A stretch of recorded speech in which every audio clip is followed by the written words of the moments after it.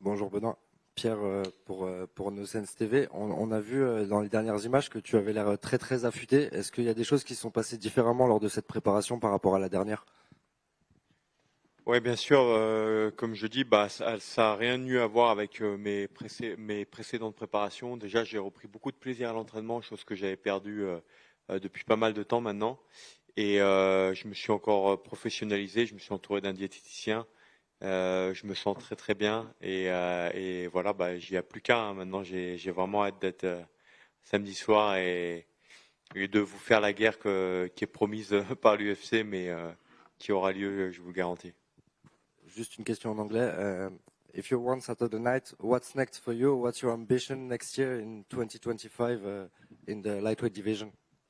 Everything is open, everything is to take. I'm here to take everything I can.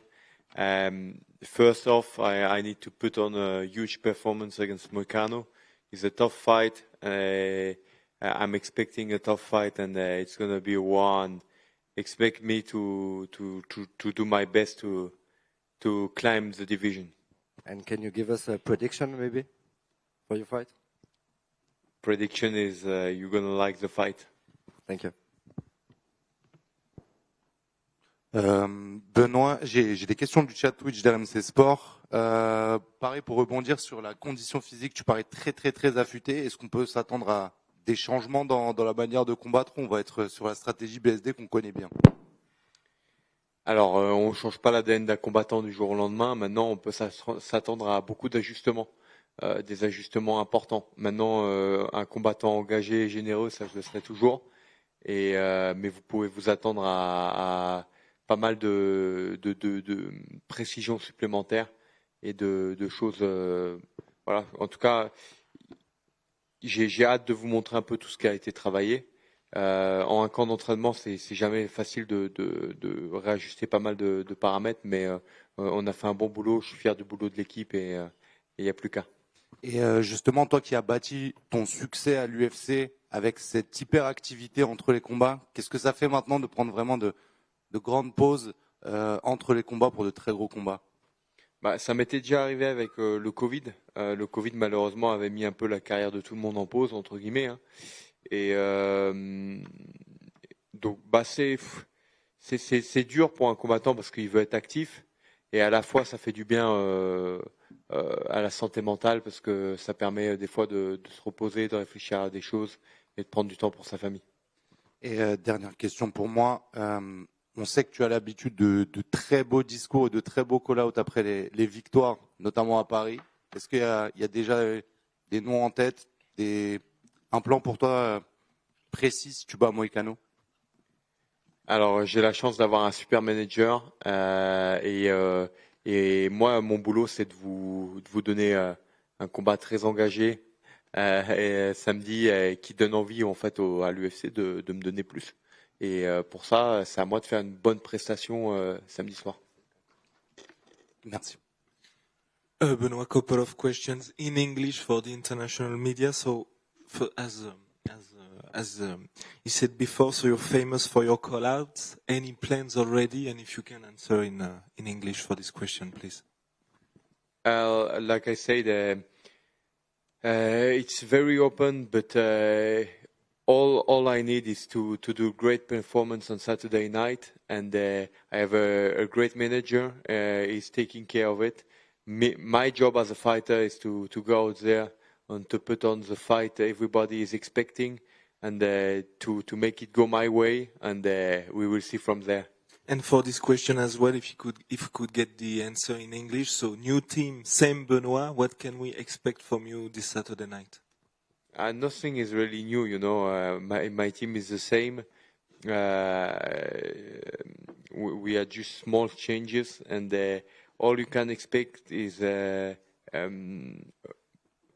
lot of precision where it was lacking, and more professionalism and more experience, Benoit. And last one for me in English. So what does it mean for you to be main event here in Paris? A dream come true, or is it just a natural progression path for you in your career? No, it's an honor and a privilege to represent my country with my fellow countrymen, it's a huge honor. I'm really grateful for this occasion, and I'm ready to give it all inside the octagon. Thank you. Bonjour Benoît, Yoann Lecos pour Eurosport. On a beaucoup parlé de ton infection au staphylocoque à ton dernier combat contre Poirier, t'es beaucoup revenu dessus. Est-ce que c'est quelque chose que tu crains dans ton camp d'entraînement, maintenant que tu arrives à la fin peut-être moins, mais pendant que tu as craint pendant ton camp d'entraînement, est-ce que tu as mis des mesures en place d'hygiène ou quoi que ce soit pour faire barrière à une nouvelle infection? La difficulté en fait, c'est que c'est un sport qui est de plus en plus populaire, donc il y a de plus en plus de gens qui veulent pratiquer. Et c'est le travail qui a été bien fait. Tous les gérants maintenant des salles essayent au maximum de protéger les gens avec le nettoyage. Malheureusement, c'est un truc qu'il faut tout le temps surveiller. C'est un paramètre supplémentaire. La popularité de ce sport fait qu'il y a de plus en plus de passages dans toutes les salles. Et ça fait qu'il faut être vigilant. Et bien sûr, ouais, faut être très vigilant parce que moi, ça change ma vie d'être bien le jour J. Pour certaines personnes, ça change rien, mais de passer une semaine sous antibiotiques et de rien faire, pour quelqu'un qui a un combat important ou qui est professionnel dans le milieu du sport, ça peut changer sa vie. Donc il faut, et bien sûr, c'est un paramètre en plus. Et je rebondis juste rapidement sur la popularité nouvelle avec de plus en plus de pratiquants dont tu parles justement. Il y a on parle beaucoup dans les MMA, dans les MMA amateurs notamment et dans les salles du fait qu'il y a de plus en plus de cas de staphylocoque. Est-ce que c'est quelque chose que toi tu as observé parmi les gars avec qui tu t'entraînes ou même pas forcément? Comme je le dis, hein, il y a plus de monde, plus de passages, donc oui, c'est quelque chose qui a été. Je pense que c'est quelque chose qui est de plus en plus courant. Et donc il faut y faire attention et il y a une prise de conscience, je pense, collective qui se fait là-dessus dans le monde des sports de combat. Et voilà, on va voir comment ça va évoluer, mais c'est sûr que c'est pas un truc agréable. Merci. Benoit, right here. Emil Sardarian from Stand 'Em Up. I see you train a lot of Muay Thai with a new trainer as well. Has that been a big focus point in your camp? Yeah, I have the same crew as usual, almost. The striking coach has been changing, and yeah, of course, it was a lot of work on the we have done together, and I'm ready to show it off.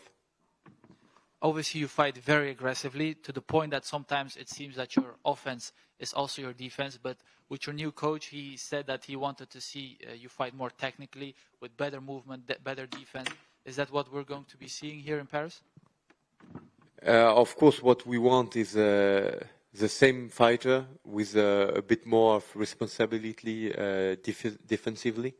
And this has been one of the keys around my preparation, and I'm ready to give a war and to show this off. So after your last fight, a lot of fans have been disrespecting you a bit, calling you a fraud because of your last performance. Do you feel like there is a chip on your shoulder to prove to them that you are as good as advertised? You know, it's always the fight business is always like this. With a victory, you are the highest, and with a defeat, you are the worst. It's the difficulty of the fight game. We don't play every weekend like in football, so it's the real difficulty of the fight game is each fight is changing your career. All right, thank you. Hi Benoit, Ami from Buitenkooi. I was wondering, where do you think you can hurt Moicano the most in your game? With your game? Yeah, I think we will test each other's skills. You know, he's a tough guy, he's well-rounded, so we will see how it plays out. All I'm expecting is a well-rounded guy and a tough fight. And usually we see Moicano being very strong on the ground, especially his jiu-jitsu. Is that something you try to avoid and keep it standing, or you will go down there with him? I'm a complete mixed martial artist, so it can go anywhere, and we will bring it anywhere we can have our way. Thank you, man. Good luck with the fight. Benoît, bonjour. Au fond, caméra. Il y a un an, tu étais en entrée de carte à l'Accor Arena. Aujourd'hui, tu es en main event. Comment tu vis cette ascension fulgurante, toi, personnellement? Alors il y a 2 ans maintenant déjà, hein, c'est la 3e édition. Bah, c'est l'accomplissement de combat après combat, d'un travail d'équipe qui a été fait sur le long terme et de beaucoup d'investissements en fait, beaucoup de camps d'entraînement, des changements aussi dans ma vie, des aménagements, beaucoup de choses qui sont mis bout à bout pour en arriver là. Et bah, j'en suis très fier. Et aujourd'hui, bah, c'est encore une fois un moment important. Chaque combat est le plus important de la carrière d'un combattant. J'aime souvent dire ça. Et il n'y a pas de combat plus important qu'un autre parce qu'en fait, c'est toujours le combat précédent qui t'amène là où tu en es aujourd'hui. Donc c'est voilà, un honneur, un privilège et beaucoup de bonheur pour ma carrière en tant que combattant. Et pour rebondir sur ce sujet-là, il y a beaucoup de débats sur le représentant du MMA en France. Je ne vais pas te poser la question de qui c'est, mais toi, tu reçois beaucoup d'amour de la part de tes fans. Comment tu vis ça, ta relation avec tes fans en France? Bah, en fait, il y a beaucoup de combattants. Il y a beaucoup de combattants qui sont talentueux et déterminés en France.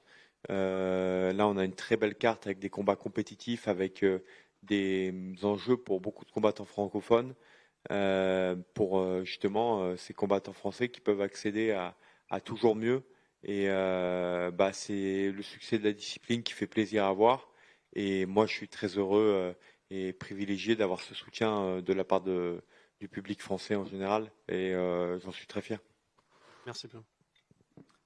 Benoît. Bonjour. Vas-y. Bonjour Benoît, ici. Tu as dit que tu avais retrouvé le plaisir sur ce camp d'entraînement. Est-ce que tu sais maintenant pourquoi tu l'avais perdu sur le précédent ou sur les précédents?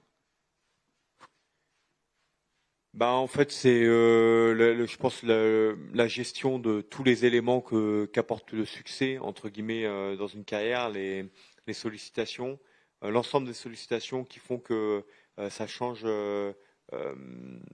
pas mal ton quotidien, mais pas que ton quotidien, toi, le quotidien de tout l'entourage qui accompagne ton aventure. Et donc, forcément, ça change la vie. Et il faut arriver à adapter pas mal de choses. Et qu'est-ce que tu as changé justement qu'est-ce que tu as adapté? Bah, vous allez le voir samedi, beaucoup de choses. Bonjour Benoît, Olivier pour Boxmag. Je voulais que tu reviennes un peu avec nous sur ton combat contre Dustin Poirier, savoir comment tu avais géré entre guillemets intérieurement comment ça s'était passé le combat et qu'est-ce que tu en avais retenu. Est-ce que tu avais noté en toi des points faibles et est-ce que par exemple tu t'étais rendu compte qu'il y avait des combattants qui étaient vraiment très forts? Non, déjà je me suis rendu compte qu'il faut sous-estimer personne et qu'il faut surtout arriver prêt au combat à 100% et que je trouvais que c'était un manque de respect d'annuler comme de prendre le combat dans l'état dans lequel j'étais. Donc dans tous les cas, j'étais un petit peu dans une situation de dilemme, mais les défaites font toujours rebondir et remettre pas mal de choses en question. On parle de responsabilité défensive, même à 100%, peut-être qu'au 3e ou au 4e round, j'aurais été dans le même état que j'étais très très rapidement dans ce combat. On ne sait pas en fait, et ça me prépare pour le futur parce que je sais qu'il y a des choses à corriger et on a travaillé dessus.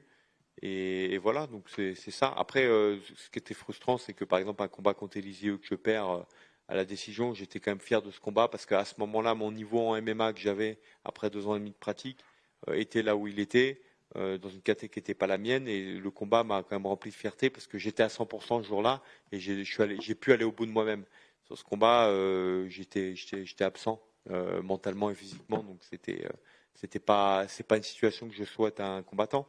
Je pense que c'est un sport qui est très dur et donc il faut être solide et bien dans sa tête et quelque part être dans le bonheur de l'accomplissement du chemin qui t'amène au combat jusqu'au combat pour justement performer. D'accord, merci. Benoit here. Last time you fought in Paris, you had a great performance against Thiago Moises, and Saturday night you'll be main eventing here in Paris. Does that bring more pressure to you to fight in France? No, but a lot more pleasure. A lot more pleasure because it's easier for us, you know. We are here. It's our country. We don't have the jet lag like we have in the US. We take our time. You have the French media that is around you. You have the French people that are cheering for you. Easier for them to get tickets. Of course, it was sold out very fast, but it's easier for them to get there. It's just more kind of a family moment. And last one for me. So obviously before your fight with Poirier, you had a 5-fight win streak, 5 finishes in a row. Then obviously you don't have the performance you want against Poirier. How did you bounce back from that mentally after winning 5 in a row, 5 finishes, and then having a loss? Yeah, it's always hard. It's always hard to bounce back, but it was a lot of work after this, a lot of questions that I had to answer, what I wanted for the future, and a lot of changes to, to get back to taking a lot of pleasure in what I'm doing, and it was also the accumulation of having so many success so fast. Me and everybody that is surrounding the adventure of as a fighter, it was difficult for them to absorb this fast, and it did us good to have sometimes to readjust a lot of stuff. Bonjour Benoît, Lorenzo pour Actu MMA. Donc là, tu vas affronter Moïcano. C'est un combattant qui a quand même pas mal d'expérience. Il a affronté quand même des grands noms à l'UFC. Est-ce que tu dirais que c'est cette expérience qui fait sa plus grande force? Oui, c'est un combattant qui est complet, qui a beaucoup d'expérience. Il a perdu que contre des anciens champions ou des top 10, top 5. Donc c'est un gros test. Et c'est ce que j'attends de ce combat. C'est de prouver ma place et d'être testé. Et j'en suis convaincu, ça va être un beau combat. Ok, et puis on sait que tu as un style très agressif. Et est-ce que c'est pas encore plus le cas en France quand tu es devant ton public? Peut-être encore plus galvanisé que tu peux l'être d'habitude? Alors, tu es galvanisé, tu l'es, mais au premier combat, je m'étais laissé prendre un peu par les émotions parce que c'était la première fois en France. Je connaissais pas, j'avais pas vécu cette expérience. Aujourd'hui, j'ai un peu plus de recul, donc je vais rester quand même concentré sur ce que j'ai à faire dans l'octogone, mais bien sûr que je vais passer un bon moment avec le public quelque part, dans tous les cas. Merci.